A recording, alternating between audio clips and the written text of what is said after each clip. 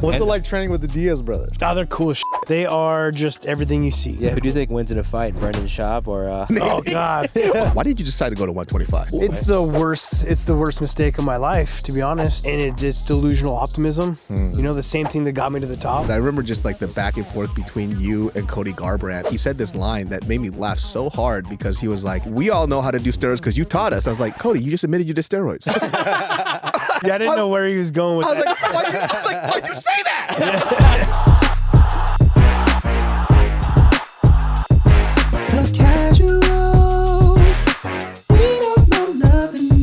Welcome back to the Casuals MMA and Combat Sports Show. We are a podcast that, talks about MMA, but we don't know anything at all. We really don't know what we're talking about because we're a bunch of casuals. I mean, with ears like that, you got to know stuff. We're pretty casual. Oh, hey. Wonton face. Come on, man. That's so loud, dude. So loud, yo. How can you hear anyways? Chinese guy. Yeah, you didn't hear anything. You blew an eardrum. In your face. My name is Gilbert. That's David. So that's Nick, and we have a very, special. This is guest insane. here. Wow. Insane guest here. Two-time UFC bantamweight champion, and also the snake in the grass. TJ Dillashaw. Thank you. I don't want to make a whole thing out of it, but you're our first white guest. There we go. Yeah, let's go, dude. Bro, Another Bring the big up. gringos in here. Yo, no joke, dude. People have been commenting like, dude, like our last 5 guests have been Herb Dean, Cutman Tate, Uriah Hall, AJ McKee, Phil Rowe. Yeah. Everyone's like, I guess the next guy's gonna be Tyrone Woodley. Fuck you great. guys. We got TJ. The There we greatest go. white athlete of all time. The greatest Whitey Mouse himself is Whitey here, baby. Mouse. Let's go. Here. Oh my god. That's good. Yeah. Go ahead. I mean, before we start this podcast, man, like, I feel like all of us here have been like major fans of you. 100%. Since you first came into the UFC, I've been watching the UFC since I was like 14 years old. Love it. I think that you How old are you were now? Huh? I'm about 86. So Oh, you Asian. Amazing. yeah, dude. They look the same. And then one day they look like they're 120. 1,000%. It's going to happen soon. That was my dad. He looked great until like last year. His spine But collapsed and that's dead. compressed. Shout out, Dad. Papa So. But you were like, I remember you just coming into the UFC and what you were doing. There was this like stage, and it happens a lot in like, combat sports where there's a new generation that sets a new style for everybody else to follow. And I think for what I remember from watching you fight, and that's just everybody specifically in that division was like, everybody's becoming a complete MMA fighter. Because, early on UFC was just, are you a striker? Are you a grappler? Do you do jiu-jitsu? And everybody kept it separate. When you came onto the scene, and obviously other fighters as well, it was like, you don't know what's going to happen here. Yeah. You were mixing it up. And people thought of you, because of your background in wrestling, they're like, oh, he's just going to grapple. But it's like, yo, this boy got fucking hands, dude. Yeah. And it threw me off. Like, style-wise, too, it threw me off. Yeah. So watching you come in, and first of all, Renan Barao. Like, I want to talk about that fight so bad, right? Because it was so shocking what you did. It was so fucking nuts what I was watching, because he was just mauling everybody in the fucking division. Yeah. And that was a quick replacement fight, right? No, I still had 8 weeks for it. Okay. He's like, I had a full training camp. Well, That's I fine. was It was a while ago, okay, guy? But dude, like I had never been on a main card, let alone a pay-per-view card. Right? I've always been on like the free fights, and it was always on an undercard. I mean, I'd only been in the UFC 2 years, and I raised pretty fast. And then someone did get injured, but Weidman broke his rib. He was supposed to be the main event, so you always have to have a title fight for a pay-per-view. And so they wanted Barao to fight, and I was supposed to fight Mizugaki on that same card. So I was still training. I was just training for a different opponent. Got you. That's know what I mean? it was. Yeah. And then so I swapped in, and I was a 8-1 underdog. The guy hadn't lost in over a decade. He was undefeated. I think he lost maybe his first fight, but he was 33 fights in a row. Number 1 pound for pound. No one was giving me a shot, kind of thing. So it was an exciting time. I remember going from undercards, not having quite a name yet. You're in the UFC, but you're trying to build your brand, trying to build your name. And then I get this fight and I pull into Vegas, and then I'm on the side of MGM Grand. Yeah. I was like, oh That's shit, wild. this is surreal. You know what I mean? Like on a big ass casino, like where you watch some of the biggest pay-per-view events, and it was cool, man. It was really, really, really cool. And so I Have you soaked up that always moment. been good at dealing with high pressure scenarios? Because like you said, 2 years into the UFC, you're fighting somebody who hasn't lost in 33 fucking fights. Like, what was your mentality going into it? Were you nervous? Were you scared? So you got to learn to have like the the ability to perform under high pressure. And like I competed since I was 8 years old in wrestling, and I wouldn't say that I was as mentally strong even throughout my college career as I was eventually when I started fighting. And that didn't happen until halfway through my fighting career as well. To where, for whatever reason, something switched in me. I remember a corner man, Justin Buckles of mine, right before this fight, I fought Mike Easton in Atlanta. Ooh, That's the one, man. That's the game. That's the one. And Yeah. that's where it really was, man. It was where I started performing differently. But I came out for that fight, and I was nervous, like I always are in the back. And you got to be nervous, or if you're not, you're not going to perform the way you should. And I'm getting ready to walk out, and something very generic that my corner man told me is like, "Hey, man, people would pay millions of dollars right now to be in your situation, to walk out in front of millions of people and to perform. So like, soak this energy up." And I remember, before this fight, I would always have tunnel vision. Like I wouldn't like pay attention to the crowd. I would just focus on my opponent across the cage and not worry about anything else. And then for that fight, I walked out, and I just, for whatever reason he said, right before we walked out, switched it in me. I started to pay attention to like where my family was sitting, to my walkout song. Shaquille O'Neal was sitting front row next That's to what Dana. you remember? Well, I had a as full on conversation with him. So shit. I was training out of SAC, and he was with the Kings, running the Kings.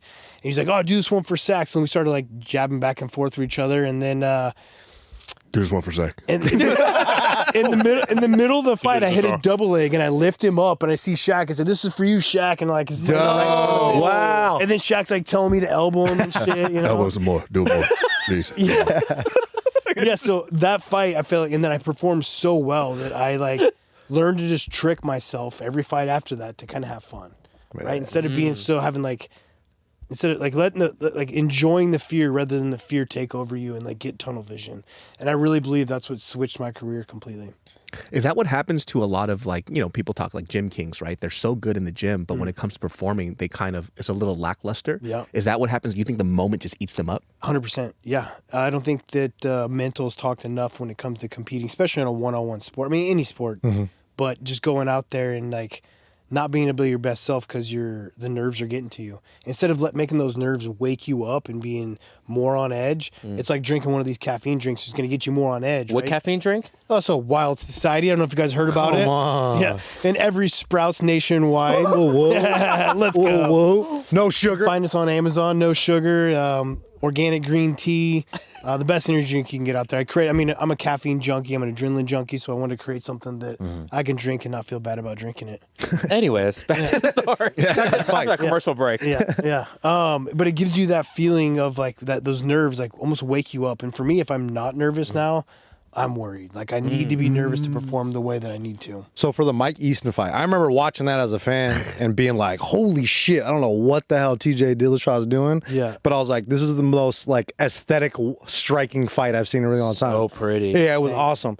But like for you, like in that fight, was that as close as how you felt training in the gym too? Like having those kind of sparring exchanges? I feel like I perform better in the cage than I do in the gym. I'm kind of better when the lights are on than when I practice. But you also got to find a gym to where you do get your ass kicked in practice sometimes, right? Because if you're not getting your ass kicked, you're not going to be getting better. So I do think I perform better under the lights while being nervous. This fight, it's a combination of me having fun, but also Dwayne Ludwig's tutelage, him being with the team for 2 years now, and me really learning how to switch up my stance and fight from both stances and tie in punches with my kicks and fake my wrestling, all that good stuff, Because I remember that was a big thing. Like all my coaches at the time would be like, stay in your orthodox stance, don't switch. So when we saw you doing this shit, we're like, oh my God, like this is the future. My coaches suck. These guys don't know anything. No, but it starts to be like that's the future of MMA striking. I feel like it was like this is when it started, and when you fought Renan Barao too, because you put on a clinic on one of the boogeyman at the time. Yeah, and you were switching stances. You were doing all this fancy shit. Exactly, got put more on the map for the Barao fight, right? Yeah. But yes, most coaches, especially boxing coaches, like never switch stance. Your defense will never be as good. And like, you got to be athletic to do it. But then you have twice as many weapons, and I can elude someone's power a lot easier if I'm comfortable in fighting in both stances. I like to fight in an open stance, meaning we're fighting opposite stances. If you're orthodox, I'm going to fight southpaw and vice versa, because I feel my defense is better from there, and it lines up my power easier, especially when I love to throw head kicks, which is what I did this entire fight. I saw a hole in Barao's game. Him and Aldo both had the same defense to where they would stay in their stance and they would circle one arm up and other hand back, and they would kind of just gave you like an alley of striking. And when you're in that opposite stance, your rear hand is your cross, and you kind of get your head off the tracks, and it worked the entire fight, which and then it leads to like me setting up my head kicks because now he's slipping my left hand. This is a fight that the only fight that I've ever had that kind of went to the game plan perfectly. Wow. You know, because every fight always something happens and you got to change up your game plan. Like maybe he's better at wrestling or whatever it may be. Maybe you got caught. This fight just went like it was slow motion. This is like what I'd say like Michael Jordan's flow state is. It kind of felt like it though, because it looked like you were on a different planet. Not comparing myself to Michael Jordan whatsoever. I'm just saying that right here for TJ Dillashaw, Michael Jordan. I'm saying that's probably what he felt like. You know what I mean? Like, yeah. Call it White Mouse was, and now he's black. Yeah, I'm back in here, dude. But for 25 minutes, I felt like I was just in that flow state. There, like the fight was in slow motion. It was fantastic. This is one of the best nights of my life. You were always just so hard to get a hold of, right? And I think like during this time, like you were saying, like everybody's so stuck into a very specific methodology. When there's a disruptor that comes in, they don't know how to handle it. Like, what the fuck is this? Why is he moving around so much? You're going off on your back foot, but then you would engage, disengage, move around, circle, circle, circle. And there's like, oh, why is this guy not sitting here? Yeah. And then standing and banging. It's like, but why? Why would I? And I think a lot of, you know, in this era too. Because I was scared as shit of this guy. You know what I mean? Like, I was like, fuck, you better not hit me. I got power. You know, like, I mean, he was the boogeyman. I didn't know. Like, real. I hit him, I'm out of the way. Like, I hit him, I get out of the way. Like, I never wanted to stand in there and exchange too much. Eventually, I get a little bit more comfortable and, like, throw caution to the wind just because that's how I fight. But, like, see, I hit a leg kick, get out of the way. Like, use a lot of feints. I was freezing him with feints.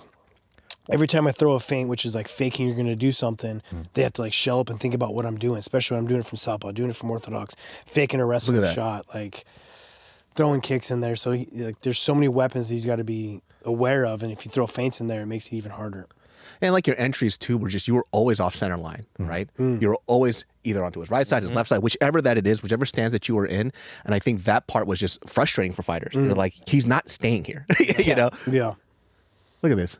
Crazy fight. I remember when I watched this fight, I was freaking the fuck out. I was like, it was just me and my one buddy, and I was screaming in his mouth. Like, oh my God, this is crazy. Like, he's doing it. Because at the time, right, like that was probably one of the biggest upsets in the UFC history. Like we were watching it. Still top 5. Oh, for sure, bro. Like breakout performances, that's probably one of the biggest ones. Yeah, it changed my life forever, you know? And then, was it after this one, you fought him right after again? Yeah, well, I was supposed to. This is the craziest story that I don't feel like is a part of my career and part of like things I think about. I'm supposed to fight, so I beat him, and I'm getting married 3 weeks after this. Wow. Oh God. And we go out on our honeymoon, and then I get told right before we leave for our wedding that they want me to fight Barao in 8 weeks. I'm like, are you fucking kidding me? I just put like a whooping on this guy, and you want me to fight him, but it's because they had a card in Sacramento. Oh. And so they built this whole thing around it, and so I'm, having to train for Barao again. Even on my honeymoon, I'm running in the morning. Like, What did your wife say? She's used to my crazy ass. Okay. She's used to me. Like, That's usually the answer, like jogging on the beach, and your wife's like, "Fuck you! Why am I married? It's supposed to be my time. You asshole!" Pretty much, man. Pretty much. Without saying it, yeah. Just like I like if I've been told I'm fighting, like I'm all in. Just like with anything I do, with like my protein, like my nutrition line, whatever it is, like I'm fully invested. I get OCD on it, and I don't stop. It's champ shit. Yeah, for real. Yeah. I mean, it's a book that I'm reading right now called Winning. It's like you have to have that mentality that you're willing to sacrifice everything. Unfortunately, friendships, family, whatever it may be, to be the best in the world. And I felt like that's what I needed to do. So yeah, I was getting ready for that fight, and then the night before the fight, or at weigh-ins, like an hour before I go to weigh in, I get called by Fertitta, who owned the UFC. It's like, hey, champ, Barao fell in the shower while cutting weight. No. Hit his head. Damn. Can't fight. I'm like, Fell in the fuck. shower. That was the thing. Well, a lot of guys do baths. They do a really hot bath. And you put like alcohol and Epsom salt in it. And bro, I can lose like 7 pounds in 45 minutes in a bathtub. Like really, really hot, uncomfortable bathtub. Wow. It's not fun, but you sweat like crazy, right? But anyways, he, I think, was cutting too much weight too fast. He was a big man, and he fell, hit his head, and so they had to pull him from the fight. Oh. And so I'm like, well, that fucking sucks. Like, I got ready for 8 weeks, and now I'm not fighting. Like, hey, but we want you to fight Joe Soto. Mm-hmm.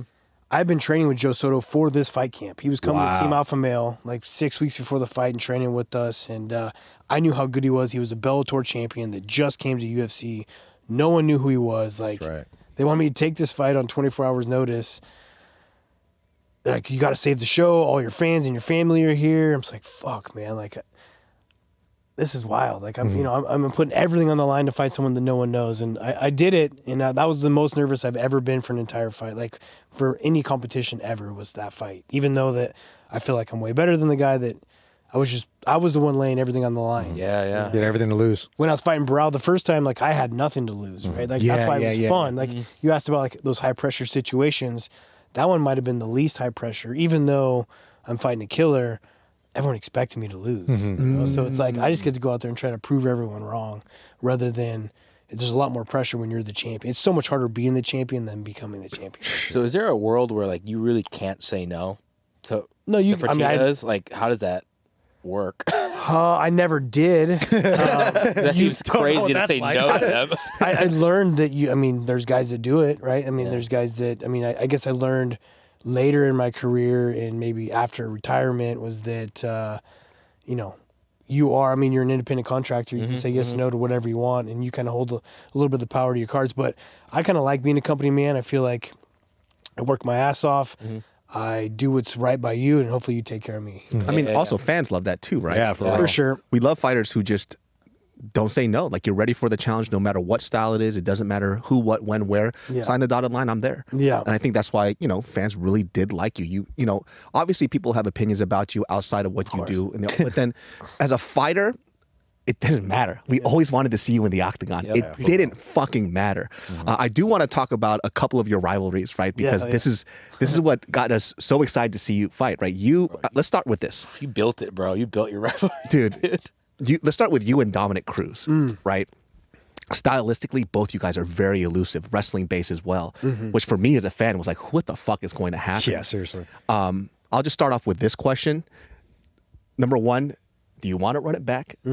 Number two, when Dominick got the decision, right? How did you feel about it?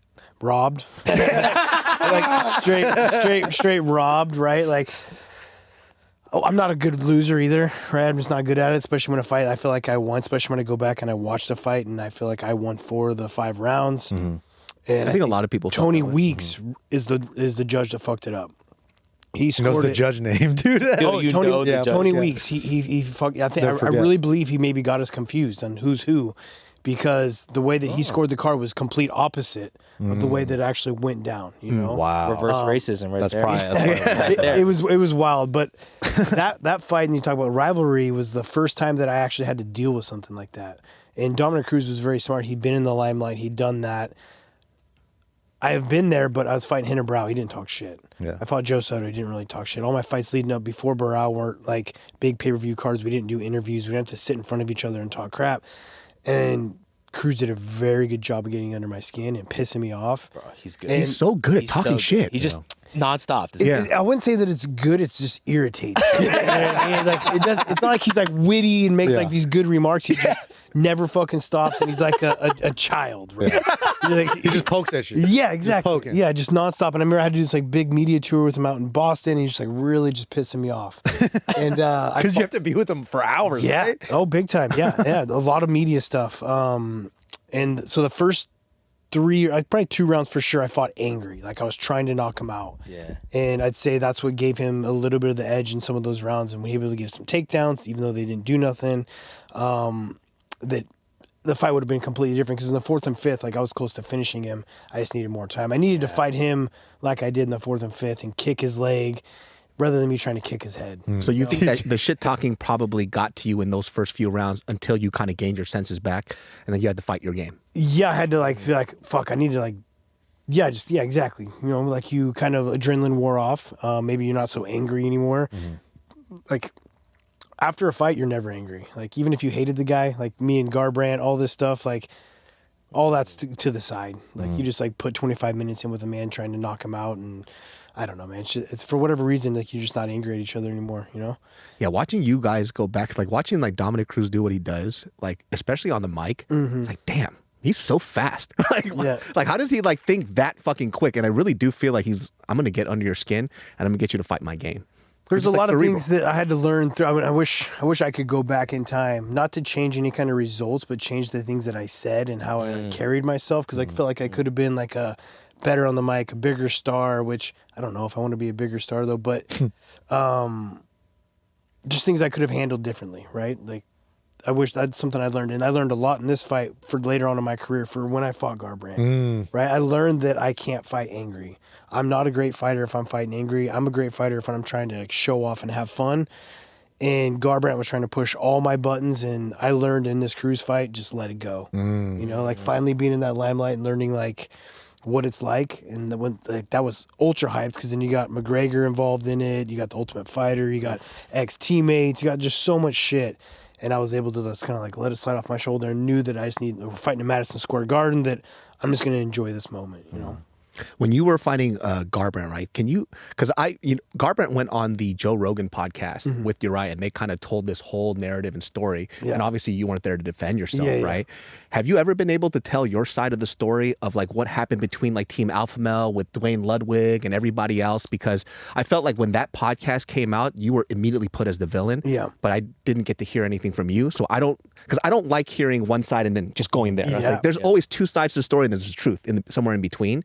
And so obviously there's like a rivalry between you two. There's a gym rivalry. There's this whole ordeal. So have you ever told what happened on your side? I feel that I have to an extent, but they haven't been as big of platforms as when everything came out. Because I think not only Rogan, but then also McGregor. Like in McGregor's bandwagon of massive friends that he has. Like what he said was gold. And we were on the Ultimate Fighter, and he said, and none of this drama was going on. It was almost like they created it on purpose to make money. And Uriah was wanting to be a champion. I was the champion. And we're on the Ultimate Fighter, and he said that, so getting into a big fucking story here, but Dwayne Ludwig came in 2012 to start coaching Team Alpha Male when I was training there.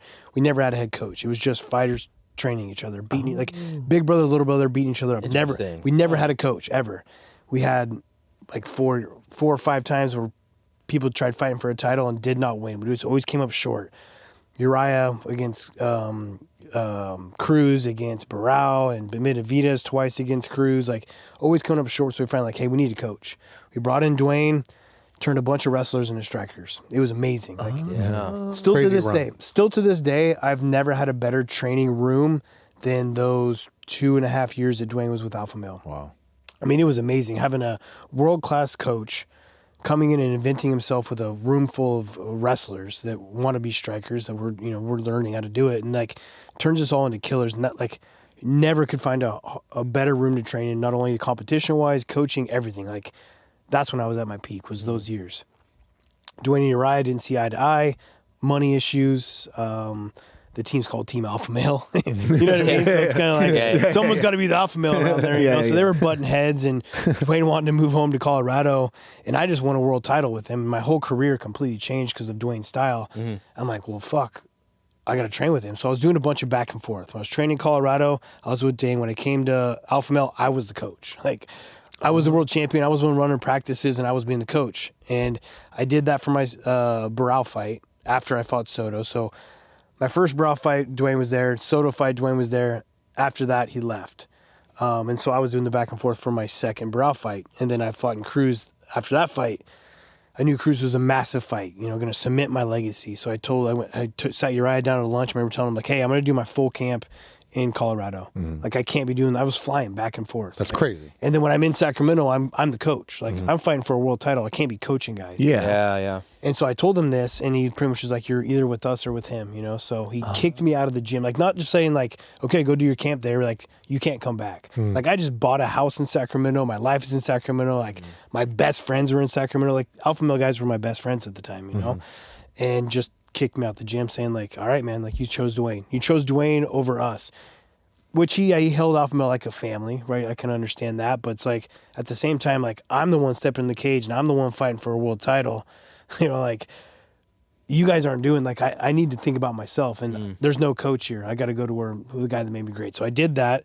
Best decision because I continued to grow with him. So I sold my house, moved to Colorado, and that's when I had not only the Cruz getting in my head, but also Alpha Male in the back of my head too when I moved to Colorado. All that stuff was happening at the same time. Because the story made it sound like, from what I remember from the podcast, was that they made it sound like Dwayne took you from them. Well, he did to an extent, right? But he did because he was the better man. Like, he was the better coach. Not better for the man. job, I guess. Yeah, right? exactly. Better man for the job. He was the coach. He was my coach. And me and him vibed. Like, the way he's a complete psychopath, right? We vibe with a psychopath. Well, the reason why I say this is because I'm the exact same way. He gets, when I mean psychopath, like, about being good. Yes. He's got that same mindset of, like, he cared more about my career than I even cared about it. Like, wow. He'd text me at like midnight talking about like technique and sending me videos, and like, he was as invested as I was, and I've never had a coach like that before, right? Like, as invested as he was in me, and so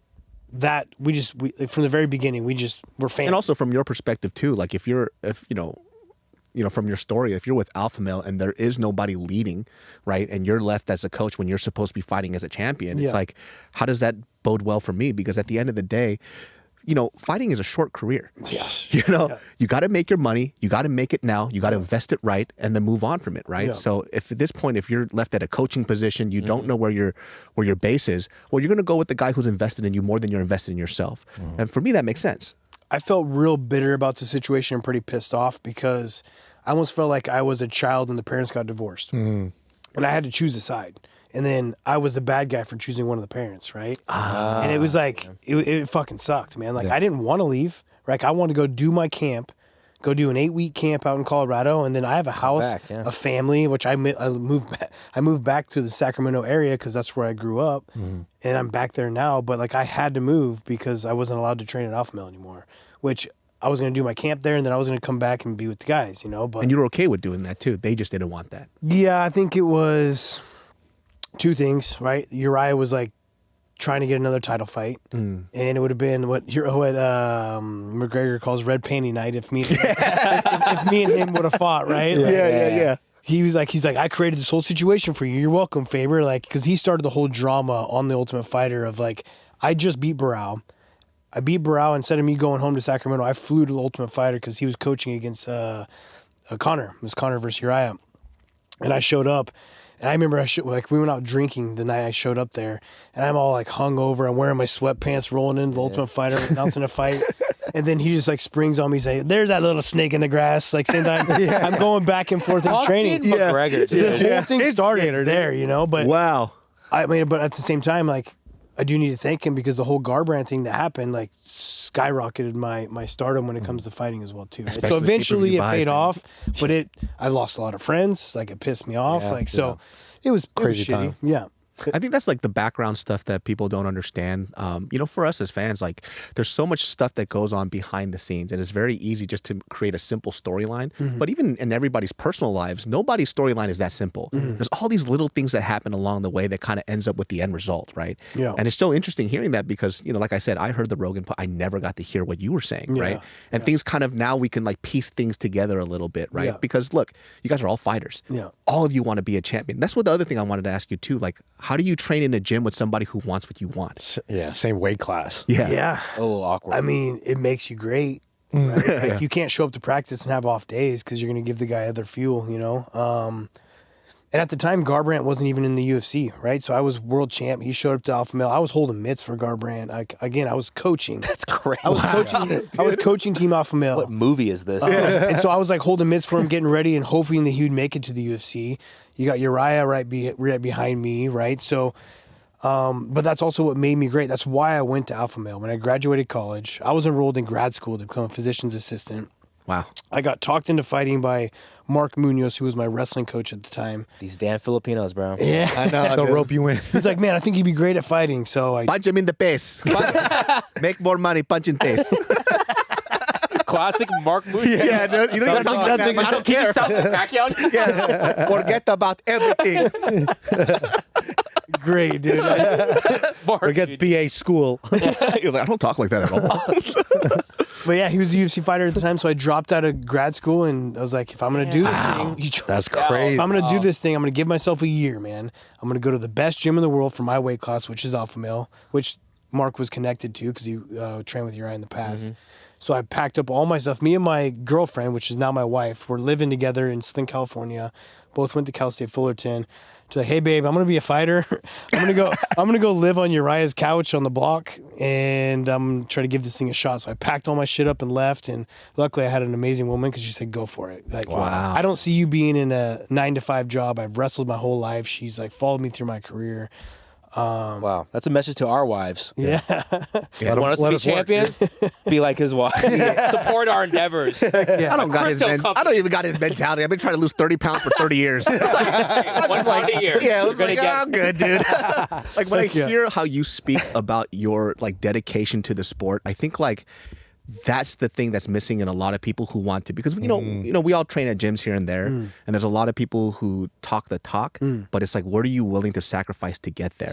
And if you're out there doing whatever the fuck, and then you're like, oh, I'm gonna make a living off of this, I don't think this is the best career for you to be in. You know, just because of like, I mean, and we could even talk about your injury, right? Which to me was insane, right? When you came back on the scene and you fought Cory Sandhagen, I was like, dude, you're nuts. Yeah. Why would you come back and fight Cory Sandhagen of all people? Well, I was supposed to come back and fight the champion. So I was supposed to come back and fight Jan. Jan. That would have been crazy. That would have been crazy. Jan fought Sterling, whipped his ass until he kneed him in the head. Yeah. So the whole knee in the head thing happened, so I had to rematch. So I was supposed to fight the winner of that fight. Wow. And then the whole Sterling got kneed in the head. They had to rematch, and I was already sitting on the shelf for 2 years. I was suspended, so I was like, I'm not waiting. I want to do what's best for get me to the title. I want to fight number one contender, and that had to be Sanhegan at the time. And Sanhegan is a killer. I knew that going into the fight. I trained with Sanhegan for 4 years in Colorado. Oh, wow. I actually brought him. Actually, he came to Sacramento to train with me for my Barao fight because of Dwayne. Dwayne knew him from Colorado, and he brought him out. And I knew from then, I was like, damn, this guy's a killer. He had a horrible record, like wasn't even close to getting into the UFC. And I was like, how was this guy not in the UFC? Yeah. Moved out to Colorado, made him my main training partner, especially for Cruz because his footwork's like so crazy as well. And then eventually, obviously, you get there. Now you see who he is now. So I knew the fight was very dangerous going into it. And still to this day, the toughest fight I've ever had, and a lot of things I had to go through going into a tough fight off suspension, trying to prove myself. And then I blew every ligament in my knee out the last 10 seconds of that first round. Oh, with a heel hook, right? Was it? He didn't heel hook me. He was going for it. We got into a 50-50. He was going for a heel hook. He couldn't get it, and so I was ground and pounding him pretty big. And so he gave it up. And what you do when you're in that 50-50 is you like push your legs out. Yeah. And when he pushed his legs out, instead of me just falling back and letting him up, I didn't want to let him up. There was like 10 seconds left. So I tried to stay on top, and my knee just went outward. Shifted. Oh, shit. I completely dislocated my knee out the side. I don't like it. Yeah, like bad. And as soon as it happened, I knew it was completely toast. Like, go back, sit back in the corner, sit down, like, my knee's fucked. That was the first round, too. Yeah, the last 10 seconds of the first round, I told Dwayne, my knee's fucked. And he, like, just straight up ignored it. He just straight That's a psychopath. Yeah, he like didn't want me to think about it. So he's like, you know what? He's like, this is what we're gonna do. We're doing that, doing this. So I came out the second round. What a response!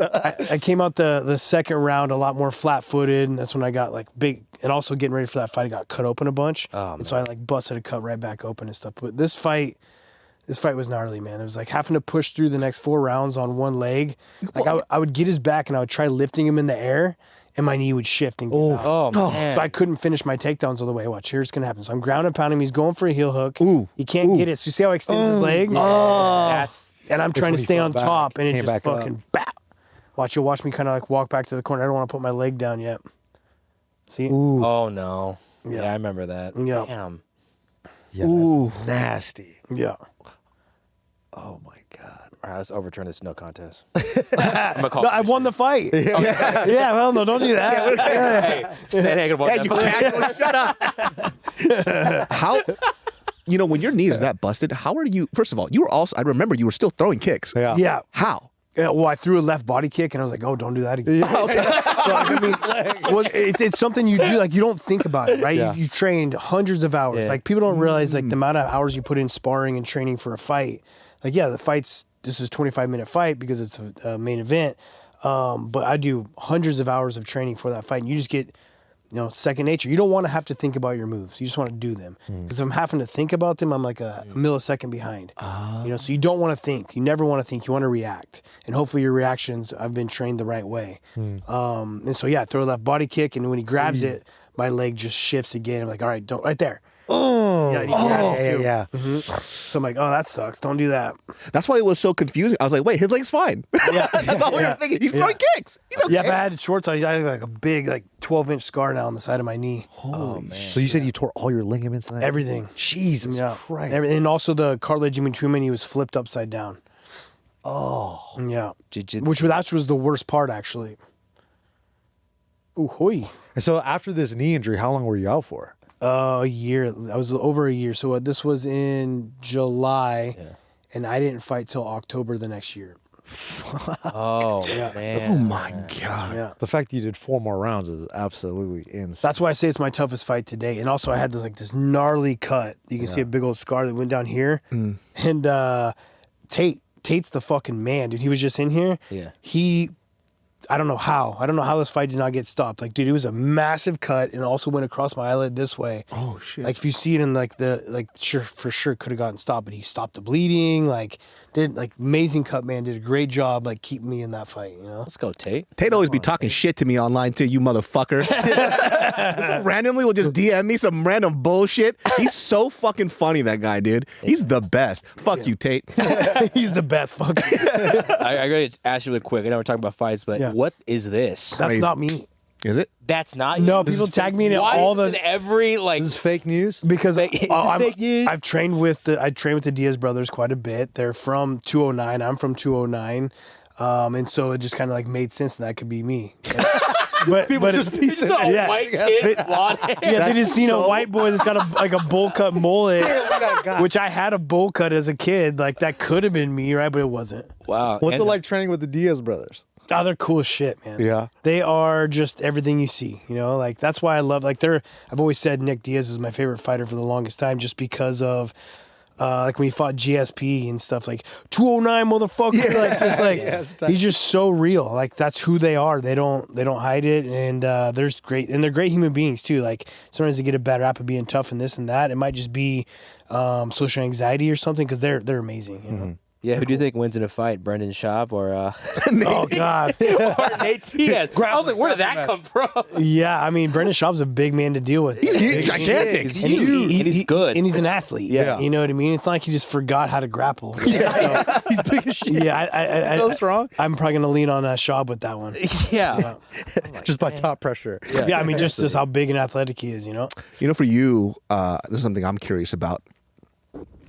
Why did you decide to go to 125? You're fucking jacked. Yeah, you're a big boy. It's the worst mistake of my life, to be honest. And it's delusional optimism. The same thing that got me to the top, the same thing that made me champion the way that I think. I'm chasing legacy. McGregor's a 2-time champion. I go down, I was hoping it was going to be Demetrius Johnson. It should have been Demetrius Johnson. I thought he won that fight against Cejudo.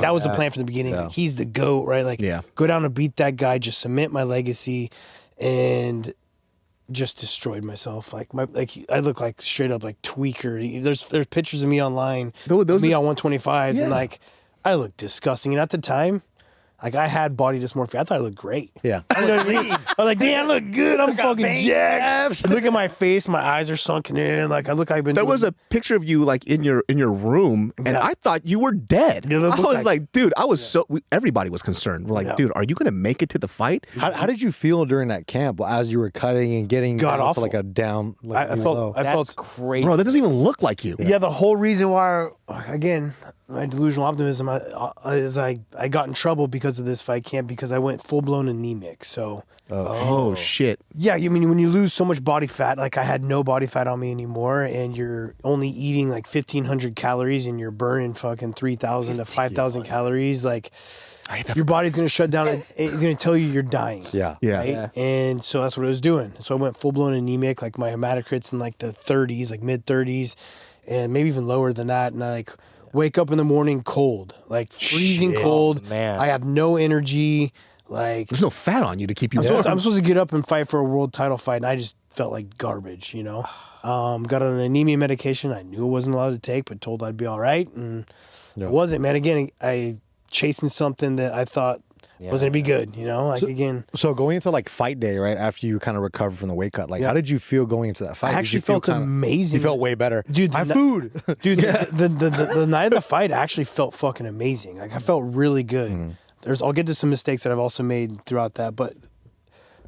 So I weighed 152 pounds walking out to the cage. Wow. That's usually what I weigh after I weigh in at 135. So when I weighed through 35s, I usually walk in at 152, roughly somewhere around there. 125s, I walked in at 152. So I rehydrated amazing. Wow. Good. Sick. Looking like a bodybuilder because, like, you know, you lose all that and then you just, like, put a bunch of blood sugar back in your body, you swell up, right? So I felt great that way. Got a good pump. But where I also made another mistake throughout my training camp, again, just me like chasing this dream of greatness, is that I was going too hard all the time. I was going to an awesome boxing gym out in, it's out by Palm Springs. It's Joel Diaz's gym out there. Cub Swanson's a boxing coach out there. He trains a lot of great boxers. And I was out there sparring with Jojo Diaz, which I had no idea who he was. And he's an amazing boxer. And this is 2 weeks before our fight. And I go 12 rounds. Shit. Oh my God. And I for sure 12 rounds. I got rocked, like bad, shit. like really rocked. I was for sure concussed. You know? And it's funny because somehow Cejudo knew about it. Like he had some spies or something. Like, Damn, because he Henry posted just- about it. Like, I was like, what the fuck? And so I never went back to the gym again after that. But All the Mexicans, man. exactly, got they you, stuck dude. together, right? Hey, say it in Spanish. If You don't understand.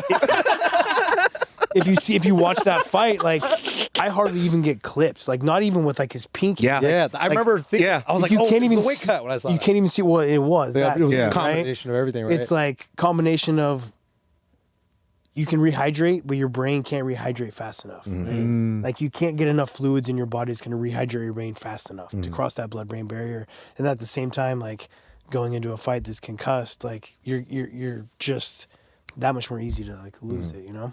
So just a couple like just it's almost like the sport was telling me to get out of it. You know what I mean? Like it was telling me to go. And then I come back after that and I blow my knee out. It's like, bro, what are you doing? You know? I told you to get out. Yeah, get the fuck out of this sport. But seeing that loss to Henry, especially when he was like, that was like peak. Cringe. He was doing the cringe stuff. Yeah, man. And I was like, come on, man. I was so upset. I was like, Could there have been anybody in your corner that could have dissuaded you not to take the fight?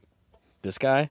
Just because I think of my mindset. I remember hearing Rogan talk about it when he was doing the Bilal Muhammad podcast, and he's like, I wish I would have been closer to TJ. I would have like told him, you know, like, what are you doing? Like, this ain't good for you. It's like, yeah, I do wish I had someone that, but also at the same time, I was like, you probably couldn't tell me that. You know, like, again, I'm like delusional optimistic. You couldn't tell me anything. I'm the best in the world. It's like, don't take the fight. You just call me gay? Yeah. That would have been something when you said.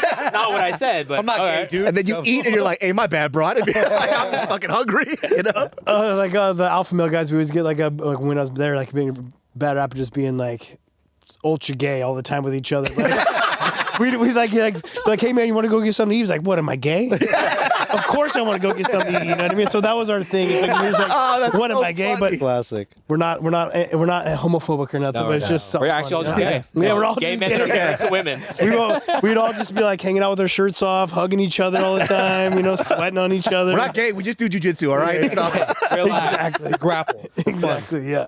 Yep. You know, one of the funniest comments that I remember, just like the back and forth between you and Cody Garbrandt, was like, he said this line that made me laugh so hard because he was like, because, you know, he was accusing you of steroids. He was like, well, we all know how to do steroids because you taught us. I was like, Cody, you just admitted you did steroids. Yeah, I didn't know where he was going with that. Why'd you say that? I just remember me and my buddies were like, what the fuck was that? Yeah. Forgot about Some of those press conferences were funny. I mean, he had a lot of pressure on him as well too. So he had an amazing fight against Cruz, like sick fight. Oh, that was nuts. Man. I've never seen Cody Garbrandt be that good, right? Yeah. He was just a great night, perfect, and also his style is perfect for Cruz. He's fast. He's by far the fastest human being I've ever like trained with when it comes to reaction times and how quick he is. He's got great wrestling. And he's got power in his hands, right? So it was like a perfect matchup for him. But then coming off of that, the UFC's like, hey, this is our next big horse. Like, let's put some money into him, you know? So they marketed the shit out of him, put him in a bunch of commercials, got some celebrities behind him. From what I was told, they put like $6 million into marketing him before our fight, gave us the ultimate fighter. Like, wow. So he went to massive, way bigger than me, like massive stardom fast. A lot of pressure there, too. They want him to be the next Conor McGregor, like run your mouth. And so I wouldn't say he's like the sharpest tool in the shed to be able to do something like that. And he just like says shit and he doesn't know what he's talking about, you know? Yeah, the steroid thing was like, Yeah. I was so disappointed. I'm like, hey, come on, you're from my city, bro. Like, come on, let's not do this. When you can you walk us through that fight between you and Garbrandt? Because that was the same fight that was Henry Cejudo and Mighty Mouse, right? Was it the same fight? No, different. Am I tripping right now? I fought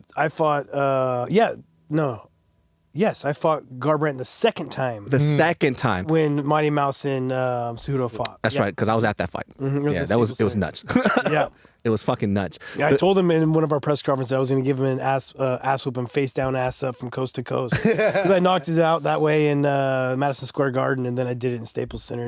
And it came out, there's pictures of me doing it in both arenas. It was sick. When you got kind of rocked in the first one. The first Not one. kind of. I definitely got drunk. Yeah. Going out. Yeah. When you got rocked, right? Was it ever like, okay, what the fuck is going to happen in this next round? Because it was a hard hit. And so, that was just a crazy moment there because when that happened, he just kind of looked at you like, I got this in the bag. Yeah. And then you proved everybody wrong. What was going on? Like, can you walk us through that whole fight? Yeah, of course. Yeah, the first fight, right, Madison Square Garden. The MSG, dude. By the way, what the fuck was that? Just like I'm in Madison Square Garden. Such So a crazy sick. venue. Like, check it off the bucket list kind of Hell thing. yeah. You know, like so amazing. Like, just the idea of fighting there is amazing, right? In this card too, it's like me. I just got done. There was a title fight before us, Rose Namajunas and God dang it.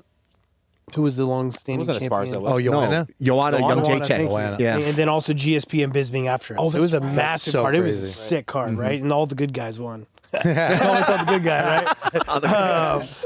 But no, this fight, like I said, he's insanely fast. And everything I'm doing in this first round, I couldn't catch him. Like I tried using my kicks. I'm using my feints. I'm trying to set my kicks up. And I just like couldn't, like he was like, I couldn't hit him. He was just always out of the way. Like everything I did, he was just out of the way. Always like had my number. Was a little bit out of the way. And so I hear the last, like, see, like stepping out of my kicks. And like, there's a head kick that goes right under, like the head kick almost knocked him out, but the head kick, I miss him. Like there's just things I couldn't really hit him with. He's so fast and reactive to what I was doing. So I heard the 10-second clapper and I knew that this was a very close round. And I'm in the mindset, like, I never want to leave it to the judges. So I was like, I'm going to go. I'm going to get this round. And so I go hard. I throw a push kick. I miss it. I feint. I come in for a 2. And he just counters with a perfect right hand and puts me on my ass.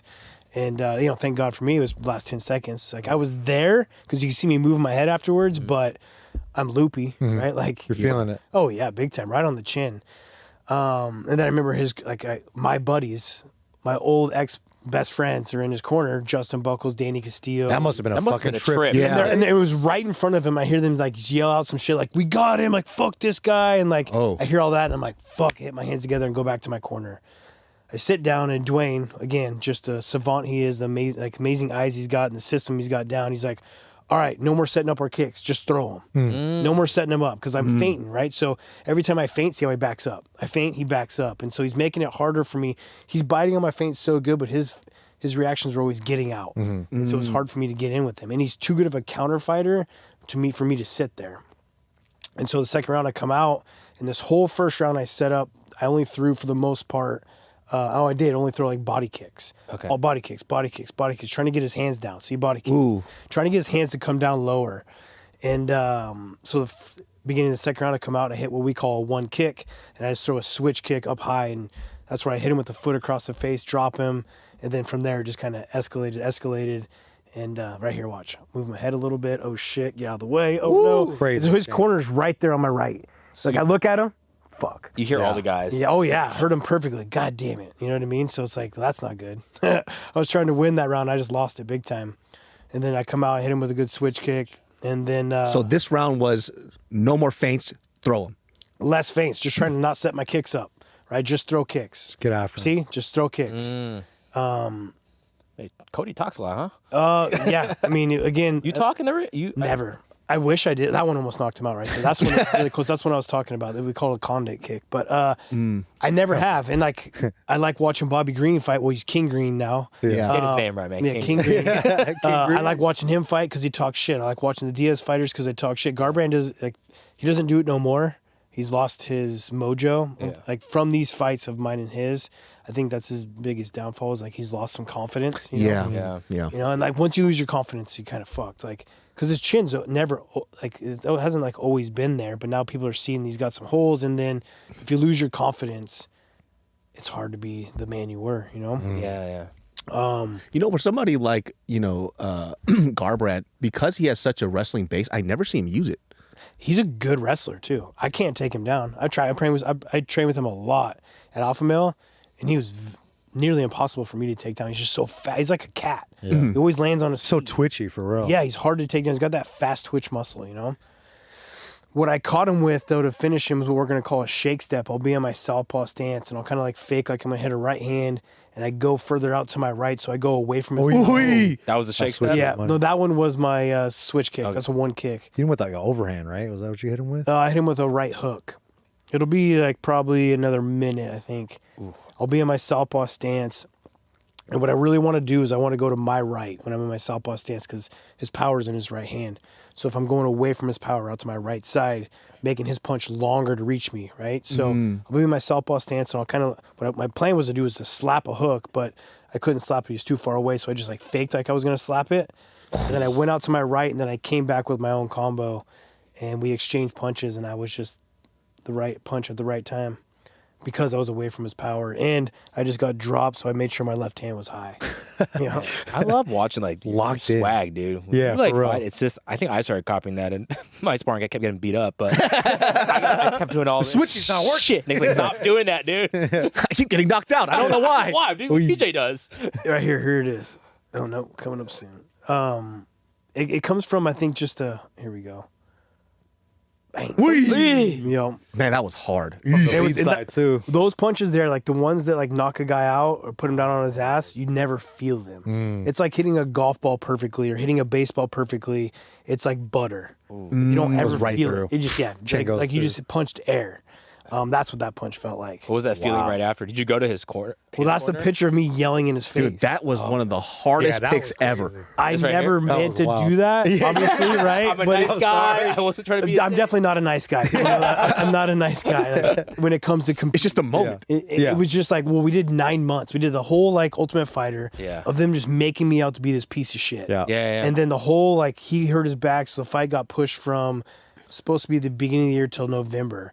And so it was just continued lead up and animosity and like me being a bad guy, which I never really had to be for the most part.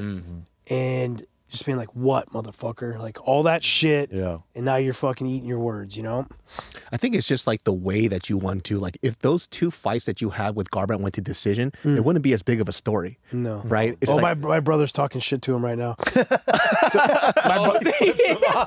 My brother was always in my corner, and obviously it's going to affect my family. The shit he talks to me is obviously going to affect my family as well, Yeah, right? of course. And my brother's like my biggest fan. I always have him in my corners. He's just very passionate. And after the lead up and I knocked him out, he's on the top of the cage like yelling at him like, "What, bitch? That's what you fucking get!" Like saying something. And so then Garbrandt, they get at Emotions are high. My brother is now banned from Madison Square Garden. No way. Because of that? Really? How do you get banned from that? They kicked him out of Madison Square It's a Garden. fight though. Yeah. Like your corners are gonna talk shit. Lost his license. And all of Hey, I ain't gonna lie though. If I'm behind a cage, I'm talking hella shit. Yeah, dude. Yeah, you pussy, do something. you just got knocked out. Jump over this cage. It's too tall for you, anyways. yeah. and you see Khabib. Yeah, that's like Eagle. I'm like, Oh, he I does know, jump over and come for the stomp to I your get kicked in face. the face. Sorry, brother. I'm okay. Sorry, brother, sorry. Alhamdulillah. Yeah. Brother. Look at this. Damn. You guys were just. On the button. I remember his eyes just rolling back to the back of his head. I was like, It's holy always so satisfying. shit. Yeah. Especially after the first round, how that played out, right? To have that Yeah. comeback is fucking amazing. It was a good storybook kind of finishing, When you hear like that part where the corner who are used to be your friends like say those things, that kind of like hurt you. Oh, big time. Yeah. I mean, mind fuck. There's some relationships that I'm still kind of fucking bitter that I lost. Like Justin Buckles, for instance. Like he was the guy that like got in my ear before the Easton fight and like kind of made me flip a switch. Like we were tight. when I moved up there, I was living on the block. I was sleeping on a couch in the house he was staying in, right? So Uriah had like 3 houses on one street. They called it the block. And I moved up there, moved a futon up there, was just sleeping in the living room, paying $500 to sleep in a living room. That's crazy. That's terrible. And Justin, I know, it's horrible. $500. Justin Buckles was a UFC fighter at the time, kind of took me under his wing because I'm just a fucking college wrestler hoping to make it. And he's a UFC fighter. He's like, damn, this is sick, right? Master Tong lived in the garage. Master Tong. And so that's when we all became like super tight. Master Tong was like my first striking coach. I love the guy. He's in Thailand now. I'd love to go visit him. What's his real name? I think it's Master Tong. His first name is Master? No. What is it? Fuck. I do know his first name. I don't remember. It's probably really long. Like Bill. Yeah, it's hard to say. Yeah. Okay, that's why they call him Master Tong. Okay, I get it. Dude, all those Thai names, come on, we know they have numbers in them. Yeah, well, Superlek, Jipmandu 946. If you go to like a Thai McDonald's, their name tag starts here and it ends on their back. That's how fucking long that is. Yeah, super Safa goes to what's the man called like the cop. It's like, who the fuck? If they had to do an SAT test, they would just be there the whole time, just write their name. Yeah. Like, holy shit, man. Oh man. For you know, I do want to ask this too. You know, with the whole things with the steroid thing, do you feel like for you, because you talk about your legacy a lot, right? Mm-hmm. Does that affect you? And do you feel like it tarnished your legacy a lot? I definitely did. Yeah, it wasn't steroids. It was. Yeah, I don't know the difference. Yeah, but it's all right. It's a anemia medication. What was it called? Procrit. Mm. But it has erythropoietin in it, which will produce more red blood cells. So when you become anemic, your body produces more white blood cells because you're dying pretty much, right? Yeah. And your blood gets super thin and you lose all your red blood cells. Red blood cells is what takes oxygen to your muscles. And so I had like none anymore, like just depleting them. And so for me to even I wasn't even back to normal. Like I know what my normal levels are because I get my blood work done all the time. Wasn't able to get back to even normal to what my levels normally were at, but I'd taken Procrit. But it's an advanced substance, right? And it's got a bad rap of it because of Lance Armstrong. Right, that's like the Tour de France. But like, I'm also not out there trying to be like running for a day, right? I'm not doing the Tour de France, right? So it is what it. I mean, no matter what, I fucked up, and I admitted that on my social media, and almost like I'm glad I did it, but almost made it worse, right? Like, guys like. I'm not trying to throw no one under the bus, but like, John Jones will fail drug tests. You got like Anderson Silva. You got all these guys that do it. No one ever says shit, right? But like, I'm just fucking labeled that because I came out and was honest about it. So it's unfortunate, but they're trying to discredit your wins. That's why. I wish they should not. Which that's something I would love to bring light to, right? Is that after I failed that drug test, so you saw it as a serious program, right? Yeah. They can show up to your house anytime they want. There's an app you have to fill out. They have to know where you're at 365 days a year. Wow. Like if I'm going on vacation, if I have a family dinner for Thanksgiving, like they can show up during Thanksgiving if they want to. Wow. Any crazy times they've showed up? They show up at 6 a.m. all the time, right? They always like bang on your door 6 a.m. They've shown up during practices. There's some great stories behind that. But my point of getting to it is that they always do an A and a B sample, right? And so they keep them forever. They never get rid of them. And so when I failed that drug test, they went all the way back to 2016 and retested all of my samples again. Not only did they already test them, but then they take you under a microscope and retest them all again and passed every test, right? But everyone's just say like, discredit this, discredit that. It's like, not only did I already pass those drug tests, but I passed them a second time. So it's like, you can say whatever you want, but it's like, would I just like forget how to cheat or something? You know what I mean? Like, it's like, oh dang, I'll decide to get caught this time. You know what I mean? It's like what the fuck? Yeah. I mean, that's the cool thing too. I mean, I feel like for you in this conversation, like you seem to, even with all the drama that's happened in your career, you can still give people their flowers for during that time that they helped you in your life, which is really dope. I don't see a lot of people doing that. Like once it's like a fuck you, it's a fuck you for life.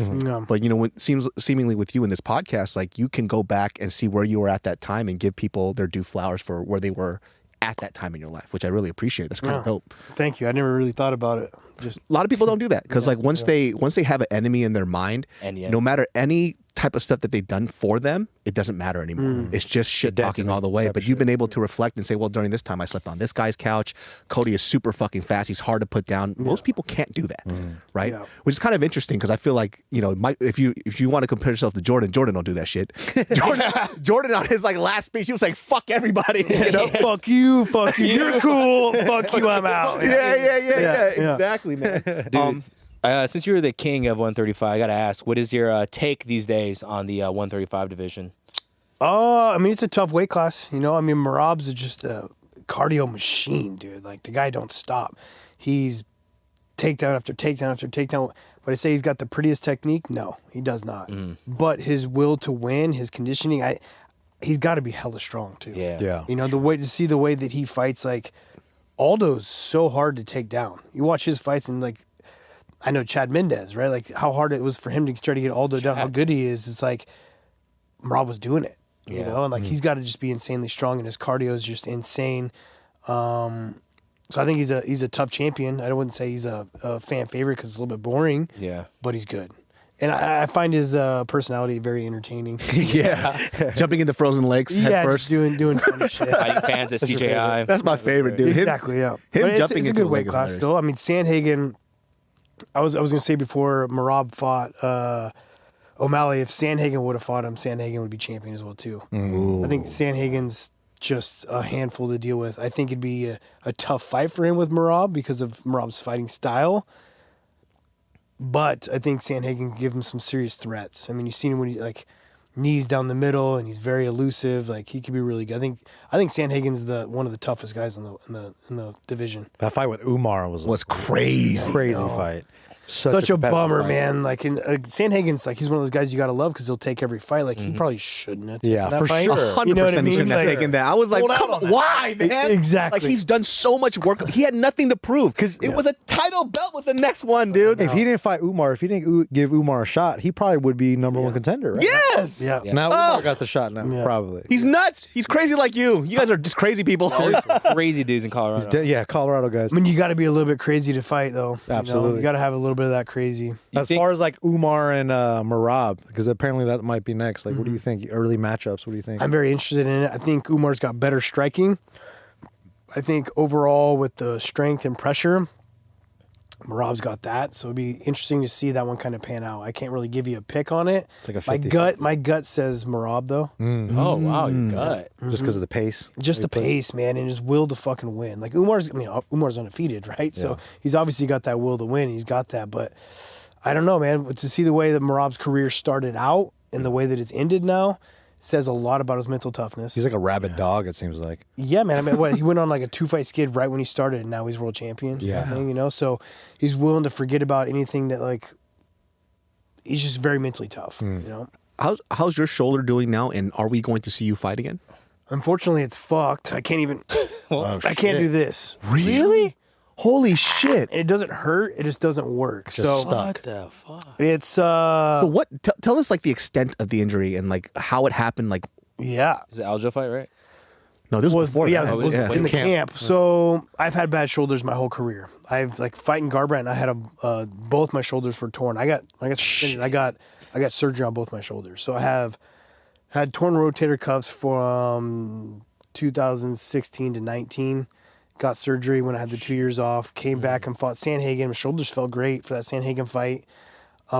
Something happened in that Sanhegan fight. I don't know. Maybe when he like dropped me and I posted. Because after I blew my knee out, I was doing physical therapy on my knee. And then for some reason, my left arm was really like a lot weaker than my right. Because I was working out upper body because my legs, I couldn't do my legs. But my press was a lot weaker on my left.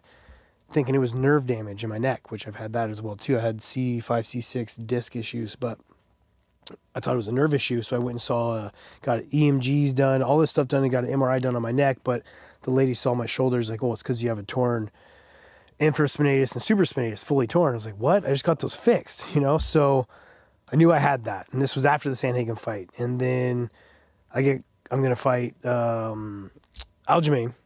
And his fight was in April against Jan and squeaked out a win against him. I was at the fight, still in like a big knee brace, but I knew I was going to be fighting him next. So I started training. And I was training end of May is when this happened. I was just hitting mitts with my coach, Tyler Wombles, at a classic fight team in Fountain Valley. And I'm hitting mitts with him, and then we're doing some bag drills where you do like a noodle, and you're going to slip it, and you're going to throw a hook on the bag. Reaction times with hitting big punches. And I slipped a punch, and I threw a big left hook on the bag, and my shoulder just like snapped, froze up on me. Jeez. And so I lost all my external rotation. I couldn't go anything past that. I couldn't raise my arm very well. Like, it was really bad. And I started thinking about it, and I was like, well, fuck, man. I'm 36 years old. I get surgery. I'm not going to get a title fight when I come back. Like, am I going to come back? Like, I don't fucking know, right? So I was like, fuck it, I'm taking the fight. Wow. At that time, it wasn't dislocating. My shoulder was good. Like, I just couldn't, I could, like, throw, like, a flick jab. I couldn't really throw a hook with it. Like, it was my left arm, and I was like, I'm fighting Aljamain Sterling. His striking is hot trash. His striking is just, I mean, it's horrible. It's bad striking, right? So it was like, my grappling was good at the time. I was not affected at all in my grappling. I was grappling amazing with Felipe de la Monica to Gracie Baja. Like, was doing fantastic. And then throughout fight camp, you're starting to lose weight. I got staph, was on a bunch of antibiotics. Damn. Not meaning that's what happened, but just getting weaker. And we're working on back takes. I'm fighting Aljamain Sterling, so getting someone off my back. And I'm going with Felipe, and he's doing a really good job of getting my back. So I'm getting my back flat on the mat. And then we're doing some escapes, and so I'll do it this way because I can reach. But I get my back flat, and then I'm going to swim over, and then I'll come on top and end up in his guard because he's got a body triangle on me. And it was working fantastic. Well, I went to go do it on this side, and I dislocated my own shoulder. Just by me reaching back and going like this, it just like sublux. It went out for like a second, then came back in. We're like 5 weeks out from the fight, maybe 4. It's like, all right, I'm good. Don't worry about it, right? It happened once. Hopefully that's it. Shoulder was like I could raise my arm and stuff, but I had no external rotation and whatnot. And then it just got worse and worse and worse. After that, I started dislocating it all the time. Jeez. I probably dislocated my shoulder like 20 times going into the fight, but most of it was like the last 2 weeks. I flew out to Abu Dhabi to get acclimated to the time because we're going to fight at a completely different time zone, weather out there, all that stuff. And so I flew out there for 2 weeks, and that's when I started like really dislocating. Easy stuff, like just warming up with my teammate, and he'd like go do a duck under me, my shoulder would dislocate. Oof. Oh, Jesus Christ. Just kind of like, well, fuck it, like what am I gonna do? I'm already out in Abu Dhabi. I've paid all this money to my coaches for training. I know this is my last chance, kind of thing. You know.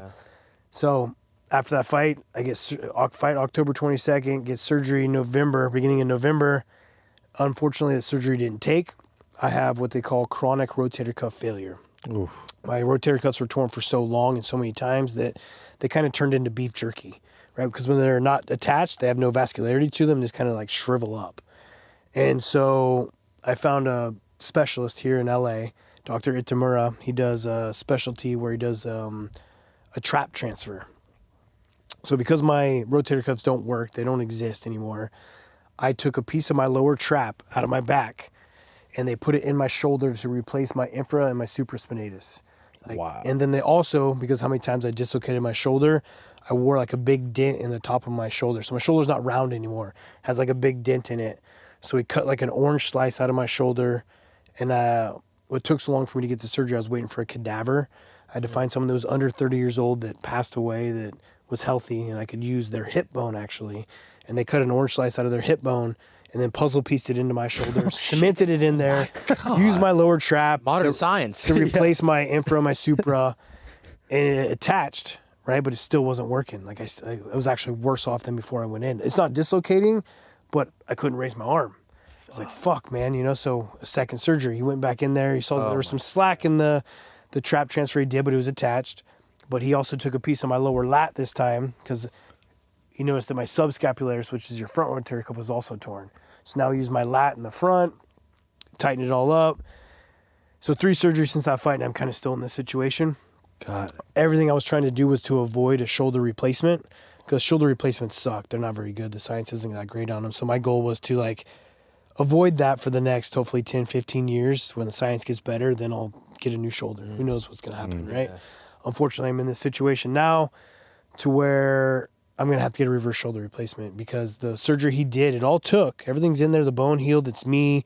The trap transfer and the lat transfer, it all worked. It's me. But the nerves aren't firing. So that muscle's not contracting the way it's supposed to. So your shoulder should be sitting like this so it can go down and rotate up. But mine's just up tight because my rotator cuffs aren't pulling it down. So like I can't lift it any further. Oh, shit. I can't comb my hair. Like it's hard to take a drink of water kind of thing. So long story, no, I will not be coming back. Oh, man. Yeah. It's like, it's just so heartbreaking for me because like when I saw the Aljo fight happen, and look, like I said, I don't know. That was such a perfect matchup for me, dude. Yeah. I mean, like, that's what we thought too. When that injury happened, I was like, I was like, no! Yeah. I was like, no! while you're trying to fucking put your shoulder back, I got really good at putting it back in throughout my fight camp because I dislocated it so times. I was just like Bruce Willis, just fucking slamming into a car. No, but I even went and saw one of my doctors, Dr. Mora. I asked him, like, hey, what's the best way for me to get my shoulder back in socket? You know, so he showed me this sweet technique where I'm going to bend over and, like, have my coaches push on the back of my shoulder. And I'm going to pull and twist on my arm. It would just, like, kind of click down back and in. Oh, shit. So in the back, when the ref comes back, they kind of go over the rules and this and that. And, like, ask you, like, do you understand? Like, yeah, I'm good with that. It's like, hey, one thing, though, is that my shoulder's going to dislocate. Like, I can guarantee you it's going to dislocate. Wow. I can put it back in the socket. Don't stop the fight. Wow. And he's like, as long as you're protecting yourself, I'll let you fight. You know? And, That's pretty tight. Yeah. You're a crazy person, man. Like, Bro. when I saw that, you popped the bed. You're like, I'm good. I'm like, you're not good, dude. Wow. You're crazy. Yeah. But what are you supposed to do, man? Like, Yeah. You're like, again, you're trying to trace this greatness, right? And if I would have went out there and got the win with one arm, That would have been crazy. that shit would have been dope. Dude, that would have You know what I been mean? Like, insane. that would have been really cool to get, like, but that's like, those stories would never happen if you didn't try. Yeah. And so it's like, I'd rather go out and fail trying rather than sit back and wish I would have. Same thing with like this nutrition line. It's like, I'd rather give it my fucking all and fail than just like not trying, right? So it seems like you took all that competitive energy kind of into this, I guess, new season of life. Yeah. So tell the audience a little bit about what Wild Society is. Well, Wild Society Nutrition. So throughout my career, I've really gotten into nutrition, especially as I got older. When I was in my 20s, like when I won the belt the first time. What did you eat? Be honest. Just everything. Didn't fucking care, right? Like I remember Danny Castillo, who was like the first person I ever heard of going gluten-free. I was like, what's gluten? Thought you gay, huh? You gay, huh? He's gay. Like, for sure, right? Super gay. He's gluten-free. He's like, what the fuck is gluten? So we'd go out and eat like at like Mod Pizza and he'd get gluten-free something. I'm like, hey, give me all his gluten. I'll eat whatever the fuck gluten is, you know? Like, Gay guys gluten. Yeah. So I just ate whatever, right? Then as I like learned more, I met a coach, Sam Calavita, out of the train lab, and just like learned. Dude, he's how to, crazy. Like, He's he's sick. amazing, bro. He's a savant. He's like the smartest human being I've ever met on how to optimize your body. Yeah. And everything through diet, through masticating, juicing, to supplementation. So I learned so much from him, and it changed not only my stuff for my career, but my life. Like I'm on a lifelong diet now. You know, like. It's just a lifestyle. Like I don't eat grains. I don't eat complex sugars. Like I don't eat man-made sugars. Like I'm on a pretty strict diet. So it makes sense to like create my own line, right? Because most protein powders there are complete dog shit. They have sucralose in them. It's going to disrupt your hormones. They got fillers in them. They got all this crap. And I wanted to avoid all that. I wanted to create something for the natural sector. Like I said, we're in Sprouts nationwide.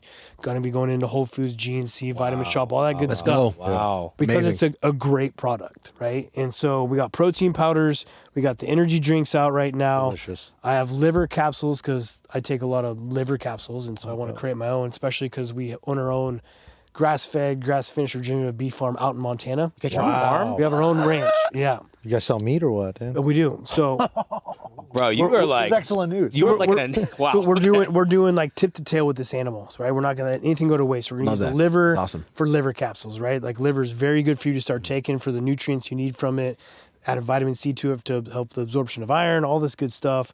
We've created what we call Caveman Eats, which is air dried ribeye slices. Dope. It's got like 95 grams of protein in 5 ounces. What? Wow. Yeah, we got a lot of great stuff. This is actually the outdoors, so we're Wild Society Nutrition. Okay, let's. It's the same. Edit that out. Yeah, what's wrong with you, man? It's under the same. It's under the same holding company. Okay, good. Oh, thank God. We But almost blew it. they're changing their name to High Country. Okay. But right now it's under the same holding company, Wild Society Nutrition here. So yeah, Wow. we got a lot of exciting stuff. Pretty much creating a whole line of nutrition. Right now that's all we offer until December. Our collagen comes out. Our liver capsules come out at the beginning of the year. Our Caveman Eats is out actually right now as well too. I want to get Just a some small of that. order of it. Sounds delicious. It's amazing. You're like the way better version of the Liver King, dude. Yeah, you're Like the legitimate version of Liver the King. scientific Yeah, you're version like the of the honest Liver King. There we go. Dude, Liver There we King go. cracked me up, dude. This will put out a video. He goes, "Hey guys, I'm on steroids." Yeah, no shit. What the fuck? Anyone that didn't know that already is a fucking Dumbass. idiot. You're Yeah. the reddest guy I've ever seen. When he in did my that life. video, that shit made me die laughing. I was like, I don't think you needed to release this video. It's like a confession. Yeah. Yeah. I'm doing my own video. Great, dude. And yeah, most natural products, they taste like shit. This one tastes really good. Thank you. It's very light and not too sweet. It's awesome. Thank you very much. I gotta return my CBum stuff. Yeah, bro, get rid There of we it. go. Come on now. No, I think this is awesome, man. I feel like you've gotten like such a bad rap. Yeah, I know. Because of that whole stint. Yeah. And you know, for everybody else too, like we're casual fans, and then we just like talk shit like fans do, right? But every time we meet a fighter in person, they're always 10 times better than most people ever think they It's are. how the social media. Because look, if I was hungry all the time, I wouldn't be very nice either. You know what I'm saying? But it's also not just about being nice. It's about, because they are nice, even when they are hungry. Back in the backstage, like all the fighters get along. Yeah. You know what I mean? It's more just promote the fights. Yeah. No one wants to see, like, okay, the reason why Demetrius Johnson did not sell tickets is because he was a very normal guy. Yeah. People didn't want to watch normal. You don't want to see the guy that's at home 100%. doing his taxes. Yeah. Like, you don't want to see the guy that's like living normal life and has a normal family. You want to see the fucking Conor McGregors, the Sean O'Malley's, guys that are flamboyant, talking shit. Like, that's what you want to see. You want to see the pissed off guy, or you want to see like the Chael Sonnens of the world. Or, you know, even though like you might have got a bad rap for me, like, but it paid the bills. You know what I mean? Like, I'm not complaining about it. Yeah. And I've learned to just deal with it. Yeah. You know, like, Yeah. It is what it is. You know, Would like, you I plan know to- like my family, my friends, and like, we're good. Yeah. You know? Would you plan to go into coaching just because, like, you know, I've seen you on the Jackson podcast and I love watching you break down fights. Because, you know, we don't have insight like that. And so you're seeing things that we don't know. You could even break down your own fights. Are you thinking about going to coaching? Because I would think I that'd be could. pretty Like, I amazing. could definitely coach, and I do enjoy it. And I have coached in the past. Like when I was on my suspension, I was coaching Mark Archuleta to a Bellator world champion.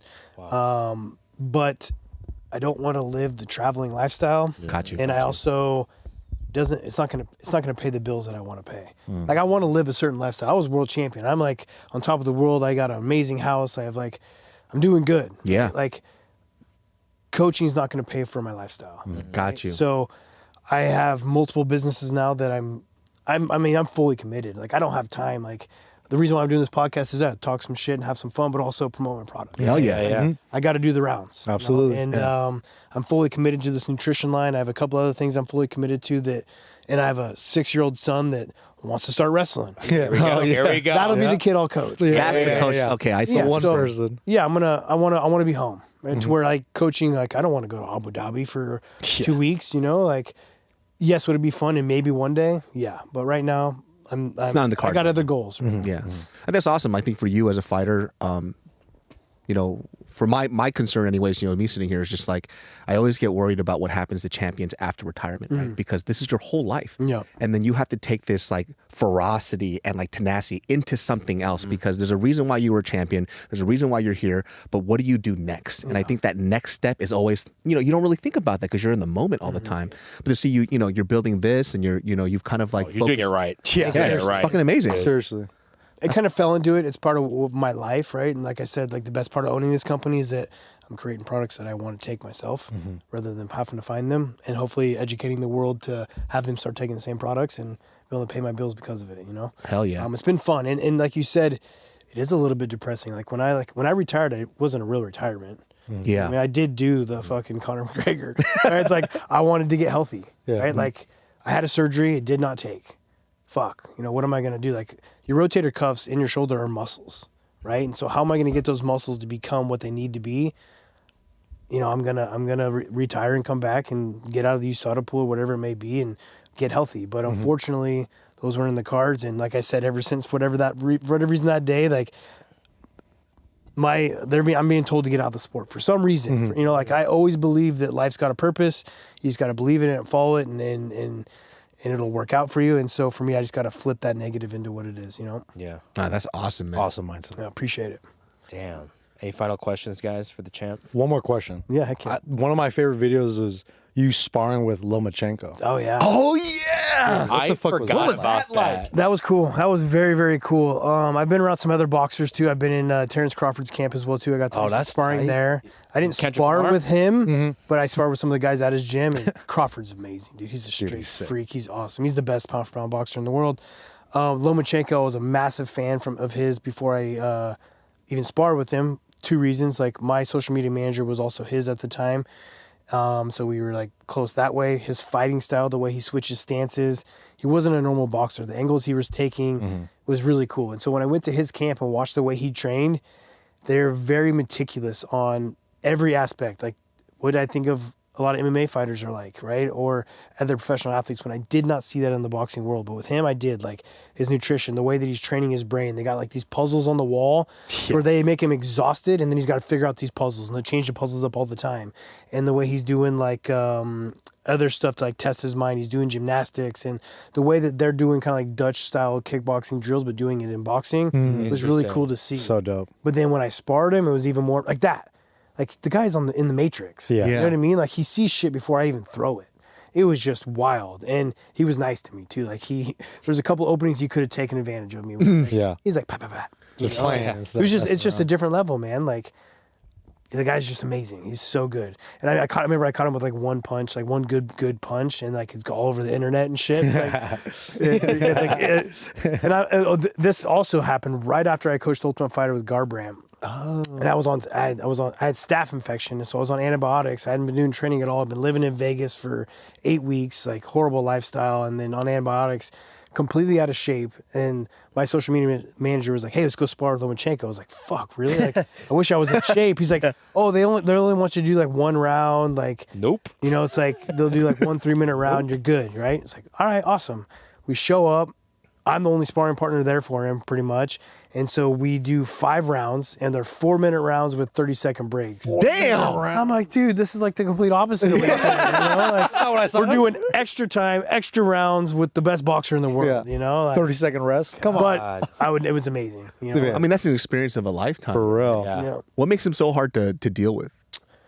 his vision, like he sees everything. Like sees the punch, like I said, coming before he sees him, and then the angles he's taken, right? Like probably feels like a lot of the fighters I fought fighting me, where I'm doing it at a farther distance, he's doing it in close, right? Like he's got an amazing footwork. So his movement's crazy, his cardio's great, his vision's the best, I think. I think the way that he trains his mind when he's in camp helps him with this, like seeing punches and seeing motions and seeing the way my shoulders are going or how I'm breathing, you know? He sees all that stuff. That's some next level shit. Why aren't you like that, fool? I wish. Me too. Me too. Well, One day. TJ, we just want to thank you, man. This was a pleasure. Yeah, it was awesome. This was really, really cool. Super pleasure. Make sure you guys check out Wild Society.